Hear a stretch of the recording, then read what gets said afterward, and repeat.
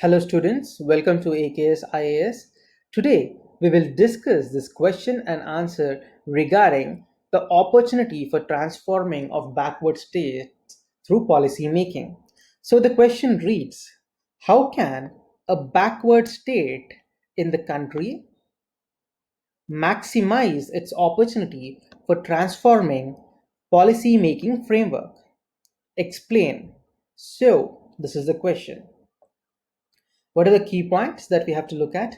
In a pre COVID world, urbanization as a process was seen concentrated in economic centers, projected as hot spots for attracting capital and becoming destinations for exports. This thus generated employment in that particular region of urban cluster, attracting millions to migrate to these places from faraway rural corners.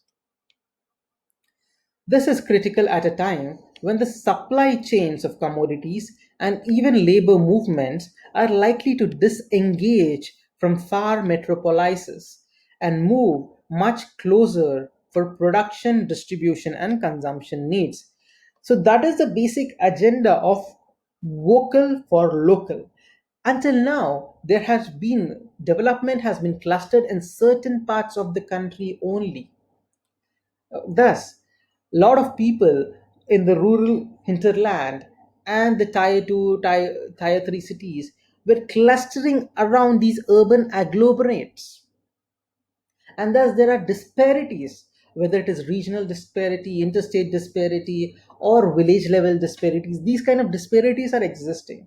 But in this current crisis, what it has taught us is there should definitely be a much closer concomitant of production, distribution, and consumption needs. The supply chain should be more, what you say, in a more streamlined and more cutting edge manner. It has to exist. So this is the basic agenda that the government is trying to emphasize through its policy of vocal for local.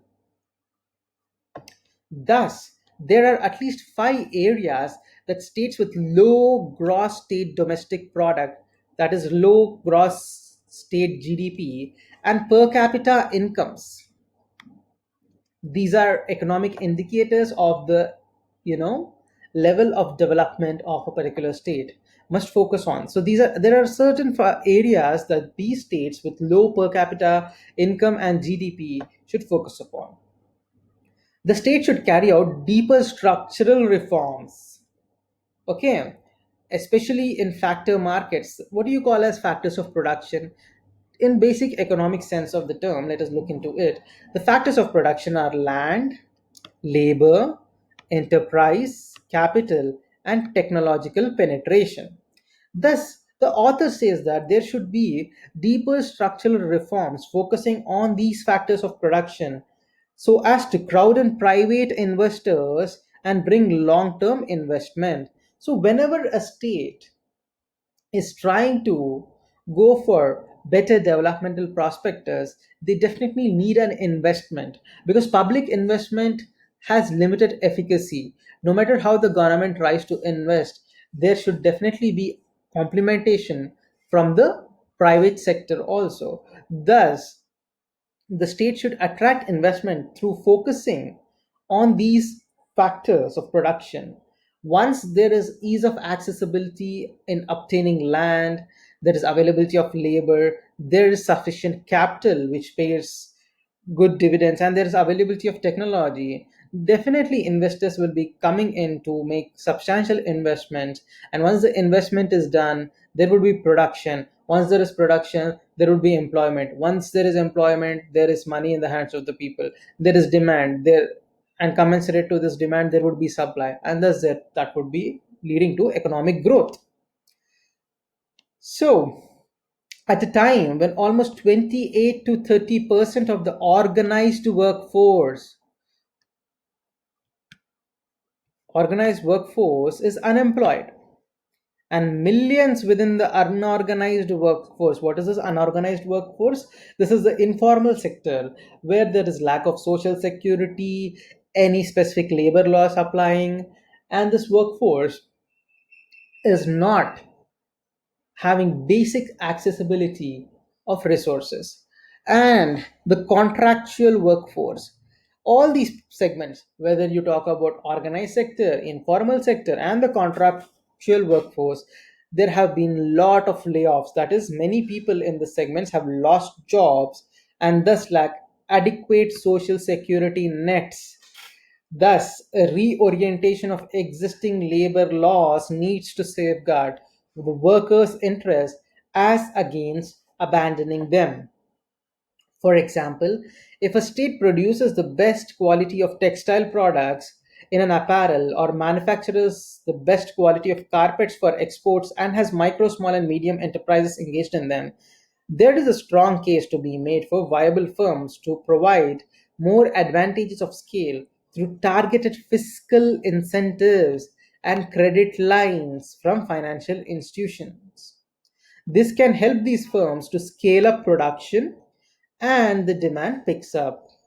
So the author is trying to state that wherever there is capability, wherever there is a particular, you know, quality laden production of a particular product, there the government and the private industry should try to provide fiscal incentives and credit lines so as to scale up the production and improve the demand. Also, the states need a 3 to 5 year employment policies to ensure that everyone within the respective states who wishes to work has a job with a basic social safety net, that is, a basic social security net. This helps bring down rates of involuntary unemployment. Okay, so also, to improve the situation, the states have to imbibe lessons of effective decentralizations and building social capital. So, other states can emulate the model of Kerala in effective decentralization and enriching the social capital. This is vital, particularly for poorly developed states that need a sustained public investment in building their human capital through greater spending in healthcare, education, and social service delivery. So, these are the primary areas of focus which the citizenry needs, that is, education, healthcare, and social service. So, the state governments have to focus on these areas because these areas of investment will yield long-term benefits to that particular state and lead to overall socio-economic and human development, not only economic development, thus decentralizing governance, allowing greater decision making power and financial autonomy to local communities and women led groups will be of great help in improving the situations. States where this has been done have seen improvement in administrative governance at local levels, and thus there is more efficient microfinance and self help groups, especially in states where there is more effective microfinance institutions and more efficient self-help groups. There has been more improvement in the decision making power, and there has been overall improvement in the governance as well as developmental activity. Thank you.